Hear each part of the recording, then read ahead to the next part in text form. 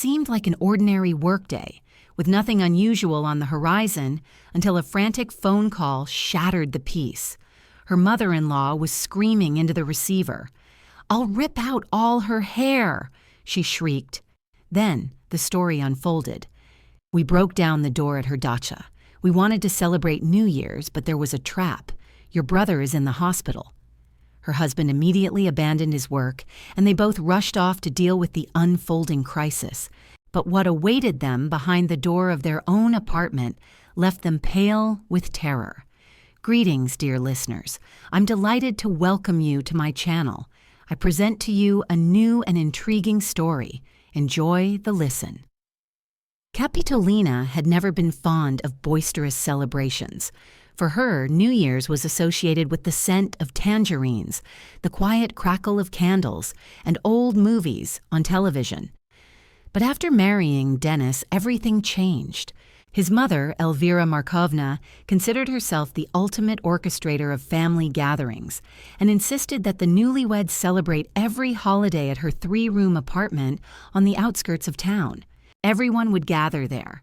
Dennis's younger brother, Roman, with his wife, his cousins, the neighbor Aunt Zina, and about 5 other people from the building. Capitolina patiently chopped salads, washed dishes, and endured her mother-in-law's barbs about how modern youth simply didn't know how to cook. Last winter, her patience finally snapped. In front of all the guests, Elvira Markovna declared Capitolina a quote two who should at least get a manicure, as it was embarrassing to be seen in public otherwise. Dennis remained silent, engrossed in his phone.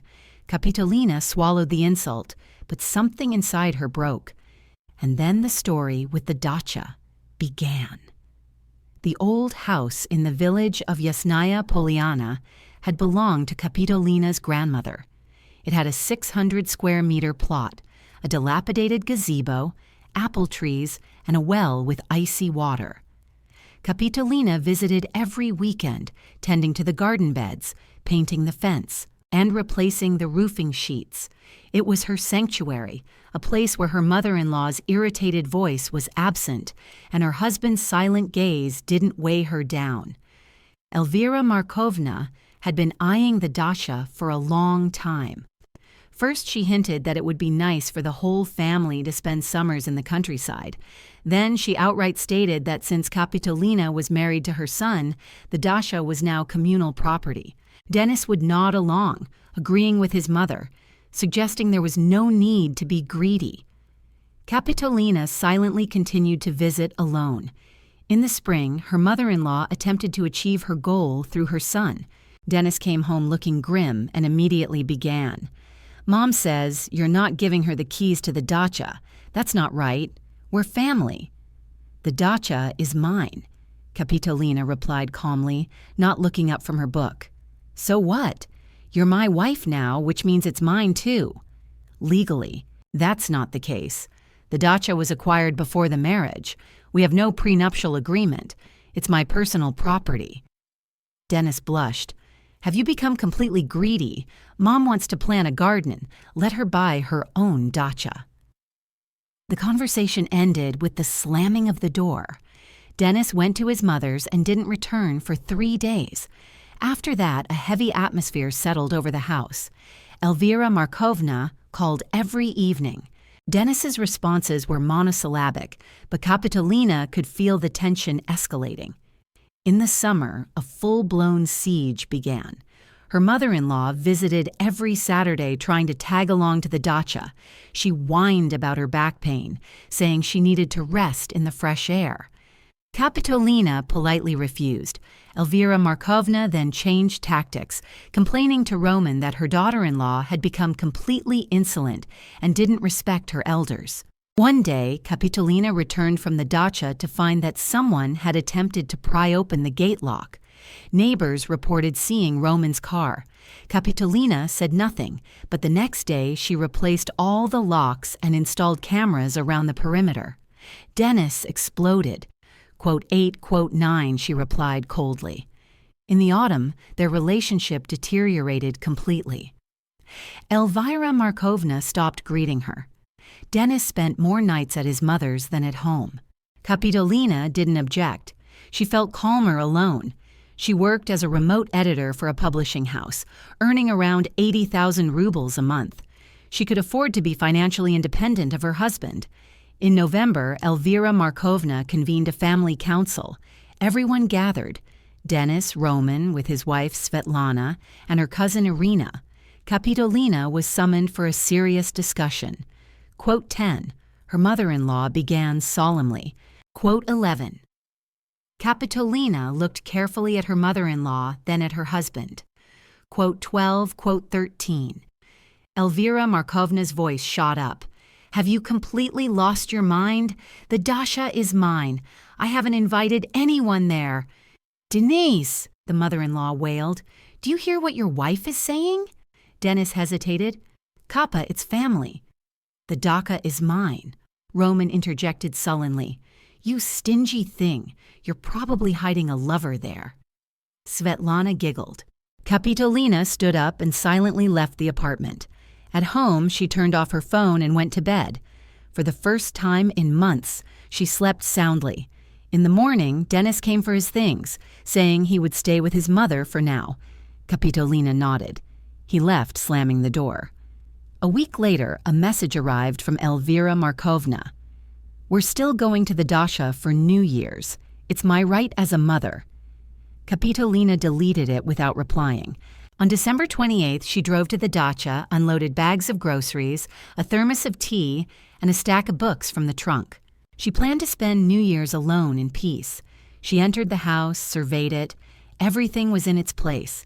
She sat by the window with a mug of hot tea and suddenly thought, Elvira Markovna was one of those people who never accepted the word.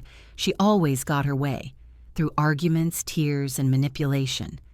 Capitolina remembered how her mother-in-law had forced Denis to buy her a new television because the old one didn't show pictures well, how she'd tricked him out of money for an urgent operation that turned out to be a routine dental appointment, how she'd persuaded Roman to take out a loan for her renovation and always got what she wanted. Capitolina finished her tea and went outside.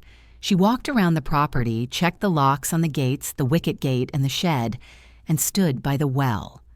The cold December wind whipped through her hair. Somewhere in the distance, a dog barked. She returned to the house, took an old hunting trap from the pantry, a huge rusty piece of metal that her grandfather used to use. Capitolina had never understood why her grandmother kept it. Now she understood.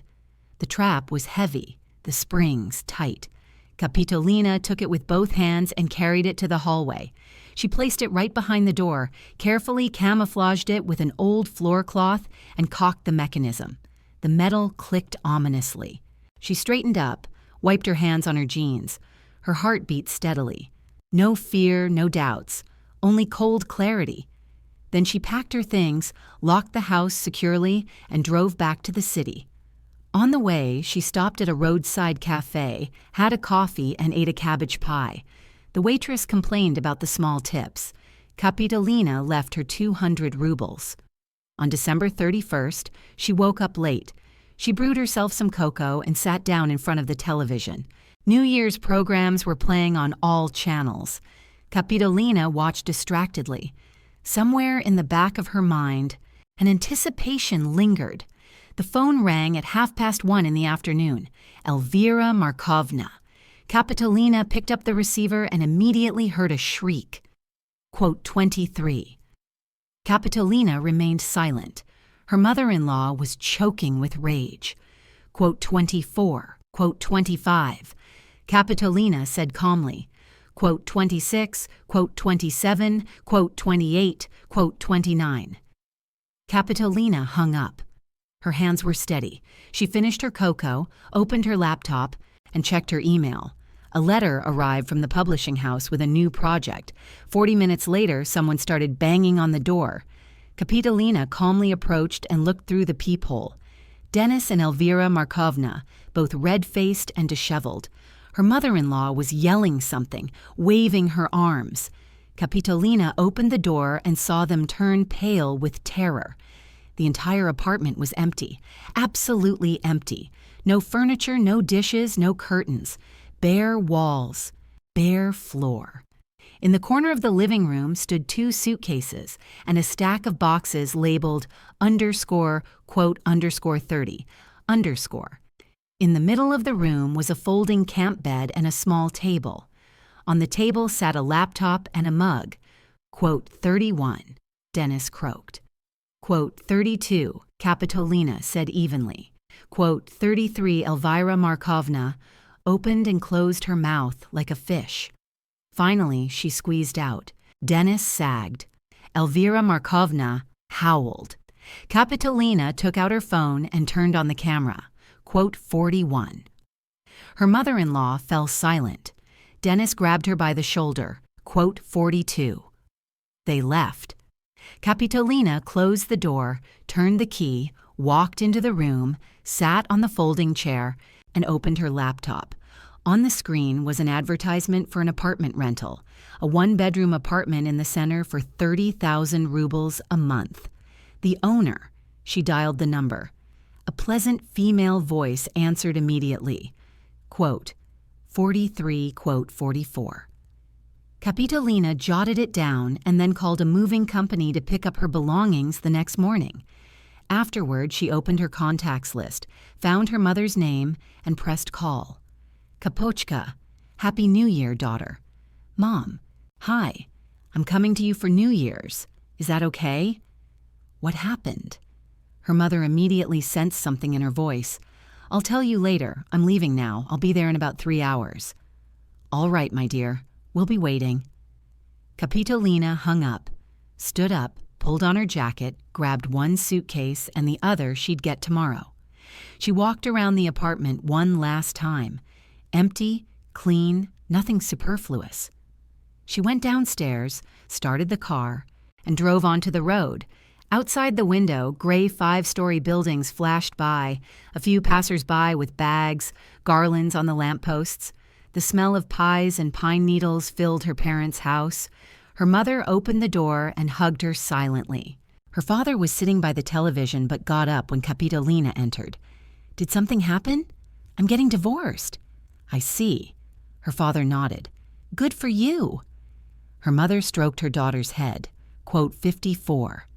That night, the 3 of them celebrated New Year's. Her father opened the champagne and her mother set the table. No one asked unnecessary questions.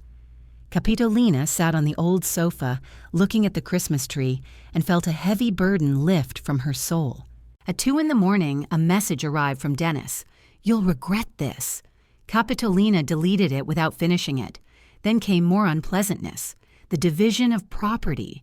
Elvira Markovna's attempts to claim compensation for her son's injury. Roman wanted to file a report, but his lawyer explained that the cameras had recorded the break-in and he could then be charged. The case was dismissed. Kapitolina rented an apartment in the center and got a new job as an editor at a major publishing house, with a salary of 120,000 rubles. The divorce was finalized 6 months later. Dennis tried to claim the dacha, but the documents were ironclad. It was premarital property. In the summer, she drove to the dacha again. As she approached, she felt anxious, wondering if they would try to break in again. But no, everything was quiet. The neighbors said they had seen a car in the winter, and then an ambulance had come, but no one else. Kapitolina opened the house. It smelled of dust and mildew. She threw open the windows, washed the floors, and hung new curtains. She took the trap and buried it in the far corner of the garden under an old apple tree. In August, as she was painting the porch, a car drove up to the gate. Kapitolina flinched, but it turned out to be the neighbor, Uncle Vitya. Kapitolina Sergeyevna, you received a letter in the mail. I picked it up and brought it to you. Thank you. The letter was from a lawyer. Elvira Markovna had filed a lawsuit for moral damages. Kapitolina smirked and placed the envelope on the table. She would call her own lawyer tomorrow. Towards evening, it started to rain. Kapitolina sat in the gazebo, drinking tea with honey and watching the rain drum on the leaves. A message arrived on her phone from her mother. How are you, my dear? Fine. I'm tidying up the dacha. Come over for lunch on Sunday. The neighbor wants to introduce you to her nephew. He's a good boy, works in IT. Kapitolina smiled. "Mom, it's too early." "It's never too early. Life goes on." She put down her phone. The rain was subsiding. Somewhere beyond the trees, a crow cawed. Capitolina finished her tea, stood up, and went inside. She still had to attach some shelves in the pantry. A year later, she learned incidentally that Dennis had remarried. Elvira Markovna was over the moon. The new daughter-in-law turned out to be pliable. 6 months later, the pliable daughter-in-law took all the savings and ran off with a lover. Elvira Markovna threw a fit. Dennis started drinking. Roman divorced. His wife got tired of supporting him and her mother-in-law. Capitolina heard about this from a former colleague who lived in the same area. She listened and nodded. "I feel sorry for them." "Oh, come on," scoffed her colleague. "After everything they did to you." Capitolina shrugged. Perhaps a little, but not enough to matter. In September, she finally agreed to a date with the neighbor's nephew. His name was Kirill. He worked as a programmer, loved hiking, and had minimal contact with his mother, who had moved to Spain with her new husband. On their first date, he asked, quote 66, quote 67. Capitolina smiled, quote 68, quote 69. She looked at him for a long moment, quote 70. Kirill laughed. They ordered more coffee. The next New Year's, Capitolina celebrated at the dacha, not alone, but with Kirill. They arrived 2 days before the holiday, heated the stove, and cleared the snow. Kirill set up the Christmas tree. Capitolina prepared duck with apples. At midnight, they went outside and stood by the gate, gazing at the black, star-studded sky. Kirill put his arm around her shoulders. "Beautiful." "Yes," Capitolina nodded. Somewhere in the distance, music played. Laughter and shouts could be heard. Here, there was silence. Snow crunched under their feet. The frosty air stung their lungs. Capitolina snuggled closer to Kirill. Warm, peaceful, right. "Shall we go inside?" he asked. "You'll freeze if we stay out here another minute." They stood embracing, looking at the stars. Capitolina thought about how 2 years ago she had come here alone, set a trap, and had no idea what the future held. How she had feared their return, how she had slowly let go of her fear and anger. And now, here was New Year's, a new person beside her, a new life that she didn't have to share with anyone by force. "Good," Kirill said softly. "Yes," she smiled. "Good." They went back inside. Kirill added logs to the stove. Capitolina poured wine into glasses. They settled into the old armchairs, covered themselves with blankets. Snow fell outside the window. The logs crackled in the fireplace. Silence.